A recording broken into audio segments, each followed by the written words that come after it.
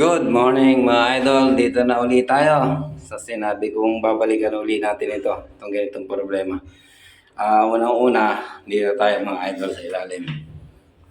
Ayan mga idol, yung ganyan na pagkakabit mga idol, yung ganyan na pagkakabit, hindi yan tama kasi mo, mababali idol yan. Ayan o, mababali idol itong hose na yan, kaya kailangan hindi ganyan ang pagkakabit niya, kailangan niya nakatingala para diretso lang siya mga idol. Hindi ganyan, hindi yan tama. Saka dito, ito mga idol, yan medyo mahina rin siya. Pero titingnan natin kung ano ang problema niya. Ito mga idol, dito, sara muna natin. Ito kasi dito, ito may screen yan dito mga idol eh. Ayan dito, sa loob na to. Ayan, tama mga idol. Marami siyang dumi, natanggal na, sumabit na sa kamay ko. Ayan, marami siyang dumi. Yan yung mga nanggaling sa tangke o na sinasala niya yan. Ito pangkaraniwan dyan na nagiging problema. Subukan natin na huwag natin lagyan ng screen. Napakalakas idol, di ba? Napakalakas. Ito lang yan mga idol. Kaya kailangan ito laging malinis. At saka ito hand tight lang yan mga idol. Hand tight lang yan. Hindi yan kailangan higpitan ng ano pa man. Pero meron yung dyan, pinaka-groove na sa pihitan. Pero hand tight lang yan mga idol.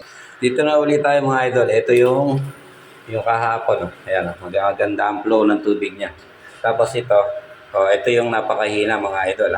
Ngayon ang gagawin natin dyan mga idol, titingnan natin yung screen niya. Ito mga idol. Tingnan mo mga idol, mga nasala niyan dumi. Ayan. Kaya ganun ang problema niya. Kita niyo na mga idol. Ito lang po rin yung problema niyan. Tingnan mo. Idol, lakas, di ba? Yun lang ang problema niyan mga idol. Hindi natin kailangan itawag ng tubero pa. Ito lilinisin lang yung screen niyan. Pagka talagang barado na siya, may nabibili naman na ganito, pwede tayong magpalit ng ganyan. Tapos kakabit natin to, tap tap tap tap, Ajinomoto ganyan.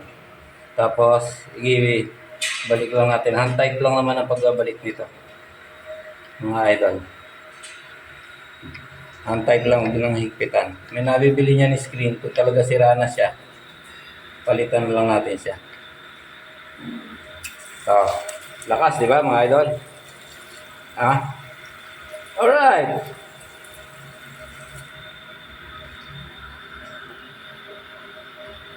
Ganun lang mga idol, hindi na tayo tatawag palang tubero. Doon sa mga nag-aabang pang lingima sa bahay, sabi ko na. Yun lang mga idol, see you in the next one.